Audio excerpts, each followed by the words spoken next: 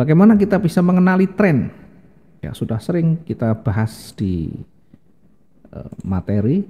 Sebenarnya di dalam trading itu lebih gampang itu trading menggunakan tren ya. Kita lebih nyaman, lebih potensial itu kalau kita trading menggunakan tren atau trading follow the trend. Ya, tapi jangan salah. Ya, jangan salah. Tren tidak selalu harus kita ikuti serta-merta. Ada banyak batasan nanti yang bisa menyebabkan tren itu akan berbalik. Ya, minimal follow trend itu adalah mengikuti kekuatan yang besar. Minimal mengikuti kekuatan yang besar. Di dalam tren nanti ada batasan yang harus kita perhatikan. Ada namanya range. Ya, tergantung trading kita seperti apa. Mau scalping, day trading atau swing. Tentu masing-masing ada range, ada kemampuan pergerakan dalam periode itu. 1 hari misalkan, atau 1 bulan, 1 minggu. Nanti ada periode itu, ada range-nya masing-masing. Dari mana kita melihatnya? Kita lihat historinya saja ya. Dari beberapa histori terakhirnya, itu seperti apa, panjangnya seberapa. Oke, ketika follow the trend, jangan lupa range, ada range. Kemudian ada level, ada support resisten yang harus kita perhatikan. Ada area retracement yang harus kita perhatikan. Nah, tren yang kita prioritaskan tentu yang betul-betul memenuhi syarat ya, memenuhi syarat. Apa itu syarat trending? Apa itu syarat tren? Ya, biasa kita sudah sampaikan 2 puncak 2 lembah yang menuju ke satu arah ya. 2 puncak 2 lembah yang meninggi. Ini untuk tren naik, 2 puncak 2 lembah yang merendah. Itu untuk tren turun. Bagaimana bisa mengenali ini tren naik, tren turun? Ya cukup dilihat 2 puncak 2 lembah yang terbentuk di sana, maka itu bisa memenuhi satu syarat akan dimulainya tren yang baru. Dengan catatan 2 puncak 2 lembah itu harus meninggi atau merendah. Kalau meninggi itu namanya tren naik, kalau merendah itu namanya tren turun. Ada banyak model ya, nanti akan kita temukan tidak persis, tetapi akan banyak model. Nah, konsepnya di dalam tren itu yang terpenting ada 2 puncak 2 lembah yang meninggi atau merendah tadi. Contoh misalkan begini, ketika dia lagi tren naik, maka perhatikan dari swingnya. Swing itu adalah ayunan yang signifikan di sana. Misalkan dia bergerak naik, kemudian berbalik turun, maka ada swing di sini. Dari pertama misalkan di sini low-nya di sini, swing low-nya di sini. Ya, saya tidak menggunakan lower high atau higher high. Saya tetap menggunakan yang gampang saja. Ini adalah swing high atau puncaknya. Ini puncak, ini lembahnya.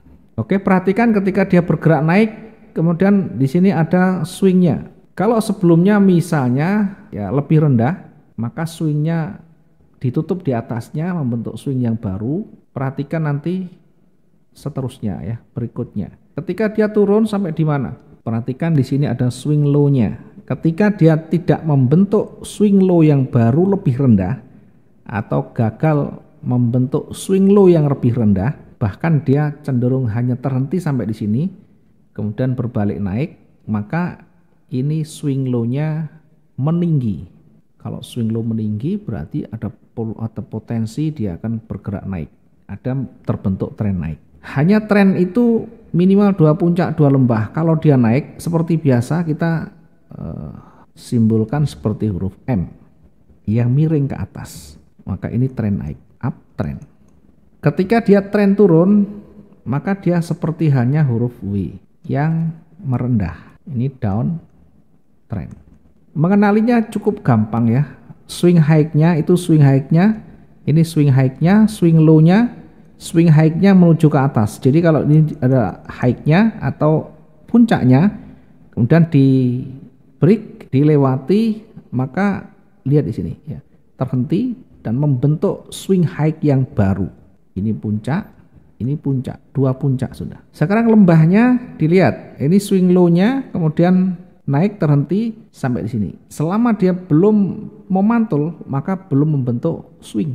Tunggu sampai dia selesai. Ya, bisa juga nanti di sini, bisa juga di atasnya, mulai memantul. Maka inilah disebut dengan swing low atau lembah. Ini lembah. Sehingga terpenuhilah syarat tren itu. Maka fokus kita adalah buy. Fokus kita adalah buy. setelah gagal menembus atau gagal membentuk swing low yang lebih rendah. Kalau nanti dia bergerak di sini menembus supportnya dan membentuk swing low baru, maka berubah nanti ceritanya, berubah lagi. Intinya kalau tren naik itu swing high dan swing low-nya menuju ke atas. Kalau dia turun itu dua puncak, dua lembahnya menuju ke bawah. Nah, biasanya naik dan turunnya ini juga tidak jauh dari area support resisten sebelumnya. Maka untuk nanti entry-nya, nah disinilah kita butuh namanya trigger. Trigger apakah pembalikan, apakah nanti retracement, di situ ada triggernya. Yang membedakan kalau kita scalping ya kita time frame-nya diperkecil. Kalau trading harian, day trading ya time frame-nya lebih besar. Jadi biar kita nanti lebih mudah mendapatkan peluangnya, lebih mudah mendapatkan peluangnya. Nah, kita contohkan di sini yang terdekat dari running biar kita juga nanti bisa menguji ke depan. Saya contohkan yang terdekat di sini naik turunnya karena di bawah ini sedikit menuju ke bawah ya. Sorry, di bawah menuju ke atas sedikit, tapi tidak terlalu signifikan. Kemudian di atas ada area resisten. Nah, ini mulai koreksi, kemudian mulai bergerak naik. Ini masih belum apa-apa, belum terbentuk satu tren di sana. Sehingga kalau kita pengen yang punya probabilitas yang tinggi, tentunya kondisi seperti ini masih belum cukup untuk kita entry. Kapan entry-nya? Ya tadi mungkin di awal kita bisa menempatkan posisi kita setelah tidak mampu menembus area retracement ya. Nah, kemudian berikutnya nanti kita akan uji dia sampai di puncaknya atau sampai dia break di sana, kemudian tunggu dia akan terkoreksi. Ketika dia naik, dia akan terkoreksi. Terkoreksi itu sampai di mana? Ya biasanya akan diuji di levelnya di sini. Maka ini nanti akan membentuk satu tren baru atau membentuk syarat minimal tren terbentuk baru, yakni tren naik. Ya, kita lihat yang terdekat ya, tidak usah jauh-jauh. Naik kemudian turun koreksi, gagal menembus atau melewati low di sebelah kirinya atau menciptakan low yang lebih rendah, tapi justru malah di atas. Kemudian kita lihat nanti apakah nanti akan membentuk high yang lebih tinggi atau membentuk swing high yang lebih tinggi. Kita lihat di sini. Karena bisa jadi hanya akan sampai di sini kemudian terhenti berbalik turun. Sehingga ini posisi ini masih berada di area yang cukup beresiko karena berada di area resisten.